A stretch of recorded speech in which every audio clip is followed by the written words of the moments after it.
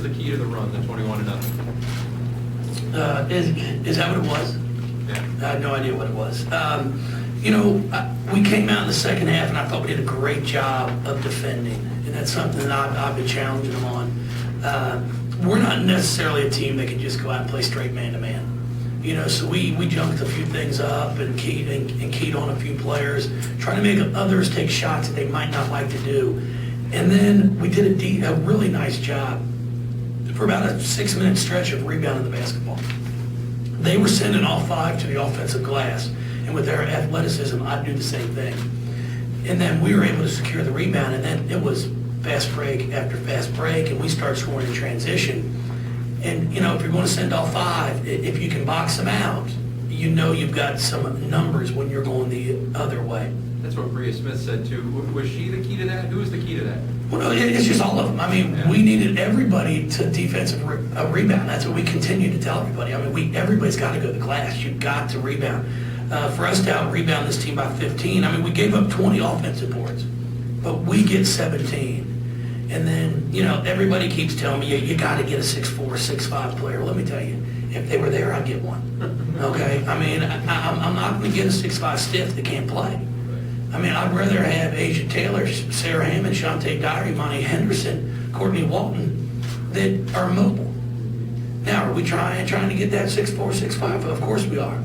But the bottom line is they get 19 second chance points, we get 19. So we kind of, it's an X'd out. It's neutralized. So, and then we're able to turn them over some and get points off of their turnovers. Was it a pregame plan to go to the basket because you felt you were quicker than they were, despite the fact they're bigger? Well, it was just matchups. Bria drives in there the first possession or second and gets it blocked. And I took her out because I told her that's not what we're trying to do. Because both bigs were in the paint.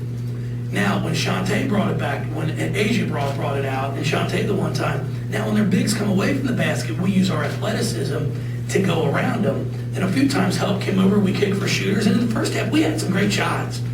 We just missed them. So, the kids did a great job. I've said it all along. We're not a basketball team, and we might not ever be one here, that can just roll the ball out and say, okay, you're 5 versus our 5, and not have a scouting report. We take great pride as a staff of going through film and making sure we find whatever we might consider a weakness of an opponent, and we attack it. Because that's what we have to do. We aren't the quickest team. We aren't the tallest team. But the one thing our kids do is they will follow a game plan. And I tell them all the time, if you follow the game plan and we lose, it's my fault. But give me a chance to screw up. That's all I ask them. Just give me a chance to screw up. And I thought tonight we came out and these young ladies did an unbelievable job of following through with everything we were trying to do. Some of your big wins last year, you're known for hitting all those threes. You're only 3 or 14 for tonight, but won by 21. No, because we did a great job. We did a great job of attacking. We pushed the ball in transition. We got a bunch of transition baskets. It said we were 12 to 4 on fast break points, but they were probably 8 of them were during that run. And if we continue to do that, I thought Shoney played just a tremendous basketball game. They were following her everywhere she was. She didn't force up any shots. She ended up with 3 assists, 3 turnovers, but she drew so much attention that she allowed our post players to drive. She allowed our post to get big-time shots, and our kids stepped up and knocked them down. The crowd seemed louder tonight. Do you think it has anything to do with the free first years? No, you know what? I think the crowd was great. I thought it was fantastic. I'm hoping that we got a lot of people out here for the first time. And it wasn't just a beer, it was a soda, whatever they wanted to get. Right. And, it's a way to create some buzz, and it's definitely done that. I'm sitting there, I'm watching the Clippers play Oklahoma City last night, and at halftime I switch over to Keith Oberman, and he's got a picture of me up on the TV trying to remind me of the 10-cent beer day in Cleveland back in '74. Yeah. Well, look at our fan base. I'm sorry, we're not a bunch of baseball fans that are out there boozing for 9 innings. That's really what we did. We averaged probably 30 to 40 college students per game. And I might be off by 10 or 15. but our crowd's adults. Our crowds are adults that bring their children, seniors that want to come. You know, it was just a little bit, hey, thank you for what you all have done for us for 7 years. We're one of the top attendant programs in the country because people come out and they support it. So after 7 years, I mean, that's the least I could do is give something back. And, you know, believe me, we didn't anticipate, I surely didn't anticipate that it would blow up as big as it has. But, I mean, I'm not going to complain about it. Because whenever you get your name out there the way we did, and then to play the way we did tonight, I mean, I'm sure there's going to be more talk about it now. Gonna do 5,000 maybe next time. If you're paying, I mean, I'll take a collection out front. I think what we'll do on the 24th, the banner raising, it's going to be 10,000 cups of tap water on me. I'll supply the cups, just go to the fountain and we'll fill them up for you. He just said, you've got it, just toss it around. Yeah, that's what she thinks. That's exactly right. No, we're just, I mean, you know what? It's been, like I said, I've been fortunate to be here for 7 years. It's a place I plan to retire at or get fired, as I like to tell recruits. I'm not going anywhere. And just to be able to give something back to our fans. I mean, it wasn't that much. It's one drink a ticket for a soda or a beer. But I think a lot of people sure appreciated it. Does a chance to play at home make you a Gonzaga fan? No, you know what? Both coaches are friends of mine. They both do a great job.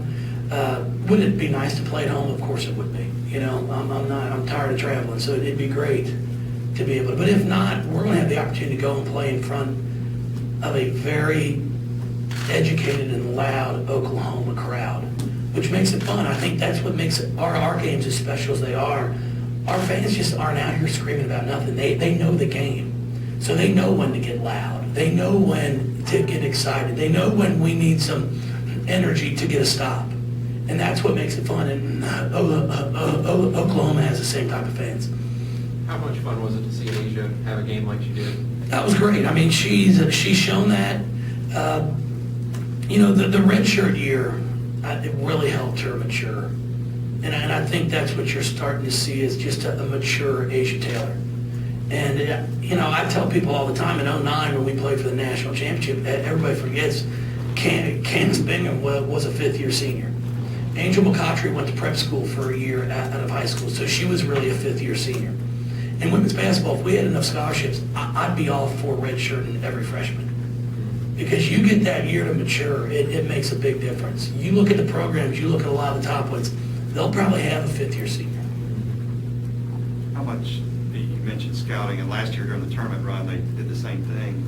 How much does that maturity play into you being able to put in a scouting report and them actually listen to it? It's big. I mean, it's nice. Honestly, we played a defense in the second half that we haven't practiced for one day. Now, we ran it all the time in the tournament last year, and I was trying to wait a few days, a week or two before we put anything in. But I was like, okay, we have to do it, and they all remembered exactly what to do. Now, that's where, it's not fair to Imani because I can't play her or Money because they just don't know it. So we'll teach it so they understand what's going on. And, we're really excited about the five kids that we just signed in this year's class. Now, next year, there's going to have to be a lot of teaching done because we're just not going to be able to go out there and throw things in during a game. Depending on which service you look at, you're either third best class or fifth best class. It's one of the best classes in the country. But overall, your impressions of the class and who can help right away, who can develop? They've all got the ability to come in and play. For us, I'm not concerned where the class is ranked. I'm not concerned about who's a 5-star, who's a 4-star. We recruit players that we think fit what we're trying to do here. We want high character kids, come from really good families, really good support systems, and are excited to come be a part of Louisville women's basketball.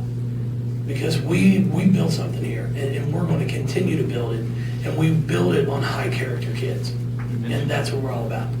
Said you are looking for the 6'4", but you did get a lot of those 6 foot. 6'1", 6'2", yeah, we sure did.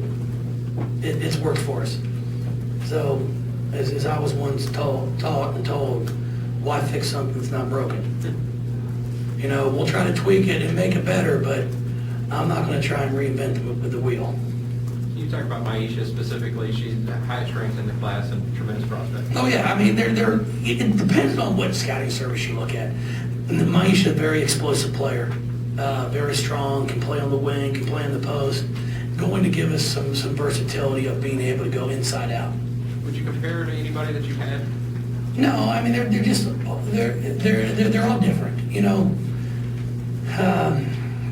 No, it's really hard. You know, I'd compare her at times to Candace Bingham, but she's stronger than Candace is. She probably has a little bit better of a 15-foot game than Candace did, but she's not as polished in the paint right now as Candace was, and she doesn't pass it as well. So, you know, they're all great players. I mean, we're really, really excited about this recruiting class. Anything Thank you, else? everybody, so much for coming out. I can't tell you how much I appreciate it.